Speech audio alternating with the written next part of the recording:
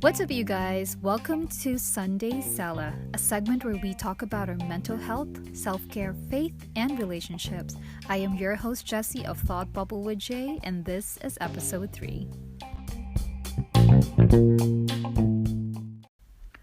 We are about to embark into a brand new week. It is the last week of June and a few more days before we hit the second half of the year. Time flies really fast, don't you guys agree? And part of me feels like everything went by so quickly, while another side of me feels like everything went on like a blur. Well, for most of us, we are already jotting down our to-do list, whether it's for tomorrow, for this week, or even for the rest of the year. And for the most part, we are all surrounded by lists.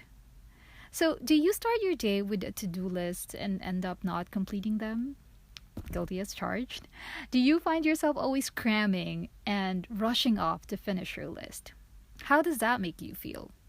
Well, on today's episode, we will be talking about how to stop feeling guilty about your to-do list. I know by just asking these questions, someone is already feeling rattled. And yes, guilty. Guilt is a feeling that I'm personally not fond of. One, because it leads to another set of emotions like insecurity, lack of self-worth, and shame. And when we start to feel like we're losing grip of who we are, our mental and emotional being start to deteriorate as well, affecting our engagement with other people. So why do we feel guilty when we're not ticking off our to-do list? How can we learn to accept that we're doing the best that we can? And what are the strategies that we can adapt so we can be smarter on how we can tackle our endless list? So let me just present a scenario here. Imagine it is 6 p.m., it's the end of work day, and you look at your to-do list and half of it isn't ticked. Then there is this nagging, sinking feeling saying that you are a failure for not completing that list. And then you go home, you sleep on it, and then the next morning it's still a cloud hanging over your head, right? When we dwell so much on that quote-unquote failure, that is a feeling that doesn't go away. It will linger on unless we conquer it by using a combination of smarter strategies and how you can navigate through your list, managing people's expectations, setting boundaries on what you can and you cannot accommodate, and building self-compassion for those times that, that can easily happen also, that you fail to live up to your to-do list. So let's start off with reframing your situation and recognizing your productivity. When you look at those boxes left unticked, your immediate reaction or response would be, it is your fault. And again, it all boils down to the narrative that you tell yourself. If you recognize these pitfalls, look at them as an opportunity to reframe the situation. Ask yourself, is there a better way to look at this? In some cases, failing to accomplish everything on your to-do list could be a result of circumstances which can't be helped or beyond your control. For instance, maybe you weren't able to get things done because you had to attend to someone else's need. For instance, a colleague who needs help on his project and you have the capacity to help. That can also be a reason why you failed to accomplish a certain task meant to be done during the time when you were helping out a colleague. So instead of torturing yourself as to why you didn't get everything done and asking the question, what did I accomplish today? How about asking, how did I contribute today? Reframing your mindset, recognizing your accomplishments will change the story that you tell to yourself. And I am a staunch supporter of positive talk, self-care, and self-love. So instead of shame, you'll feel a sense of motivation to continue on with the rest of the items that you need to accomplish for another day. I am not saying, though, that you should not feel accountable or responsible for missing out on those items from your to do list. Yes, it'll make you feel bad, but that will remain true depending on how you interpret your situation. Let's go to point number two, and that is to recognize your limitations. In my episode about self care habits, I mentioned about setting boundaries and learning to say no. We always fall in the mindset that if we work longer, harder, then we'd be able to accomplish more. That mindset may or may not be unhealthy because it does pose possible anxiety, leading you to believe that you are not accomplishing your goals. You know the phrase, pick your battles and let the rest of it go? That principle can also be applied on how you manage your to do list. Never give up something because you think you can't do it. Give up because you decided it's not worth investing your time and energy. Which brings me to point number three, and that is taming your to do list. When it comes to identifying and scheduling your priorities, it's important to bear in mind that time is a finite resource. We have to be strategic in determining how we spend our time if we want to make sure that we're achieving our highest priorities. So, start by looking at what's already on your to do list. Does it really need to be done? If so, does it have to be done by you? If the answer to any of those is no, these items can be delegated, deleted, ditched, and it can come off of your list.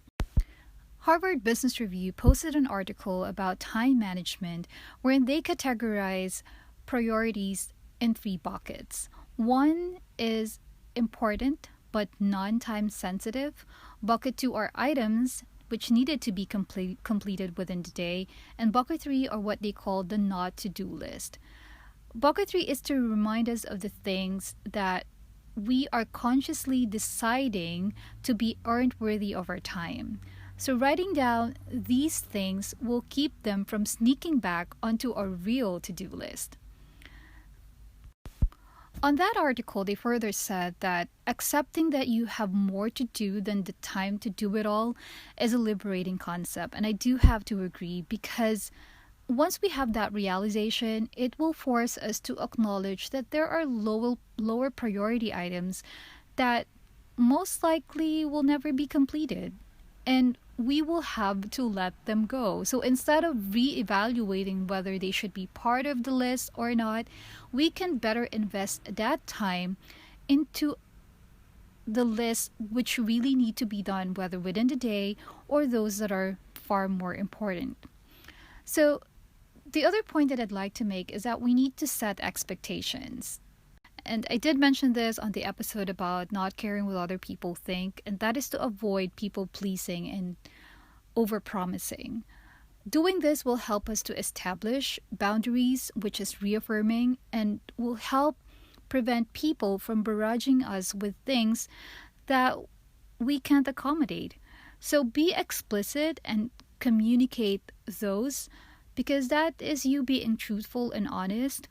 And that will also promote collaboration and better engagement with the people that you work with.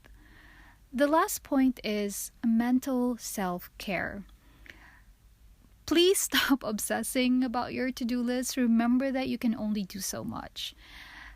I am guilty of this because a few months ago, at the start of quarantine, I did jot down a whole bunch of things that I wanted to accomplish while in quarantine, while working from home. And I was talking this with a friend. I told her that I feel overwhelmed because I signed up for these courses, I wanted to do this and that. There's just so much on my to-do list. And I ended up either compromising some of them, not finishing a course that I signed up for. So that was a lesson for me to edit my to-do list. If you're starting your day with, let's say, 20, try to use the buckets that I talked about earlier and categorize them. And you'll find, and then you realize that there are really those low priority items which can either be removed, delegated, or let go from your list. Self-care, again, is important. So we need to be a good steward of our well-being, and managing our to-do list is one way of doing that. So give yourself a pat on the back and say, this is what I have accomplished. I gave it my best shot, and I was able to contribute something on the table today. So just a quick recap of what we've discussed so far. Remember, do reappraise your situation. When you feel guilty of not completing your task or your to-do list, ask yourself, what story am I telling myself that's producing this emotion? Is there another way of looking at this? Recognizing that you might have extended the support to someone else is a key component to your productivity as well. And that we can only do so much with the little time that we have. So embrace the state of non-completion. And when we talk about lists, try to trim down your list and make sure that they are achievable. Do not underestimate your time, your energy, and resources, and use buckets 1, 2, and 3. Those that are important but non-time sensitive. Bucket 2, those which need to be completed within the day, and then the last one are supposed to be the things that you need to let go, and those which are not really worthy of your time and investment. Lastly is do not expect that this feeling of guilt will immediately disappear. It is a process that you have to go through. Every now and then you will have to wrestle with the guilt, but you just need to be prepared to work through your emotions again and again. And go through the list that we've talked about, and remember that the value is not based on the number of tick boxes or check boxes on your to-do list, but it is based on the contributions that you make. Quality over quantity. So I hope that you guys pick something from this episode, especially that it's a Sunday and you're about to start a new work week. I'm also reminding myself of these items that we've talked about, because it's very easy to fall into the trap that we're not doing enough and we're being unproductive. But hopefully this discussion will lead you to some realizations and strategies that you can adapt in order to navigate through your to-do list. And that's it for the episode of Thought Bubble with Jay. Hope you guys enjoyed it. Don't forget to hit the subscribe button. And as always, stay inspired, be hopeful, and be kind. Always. Catch you again next time.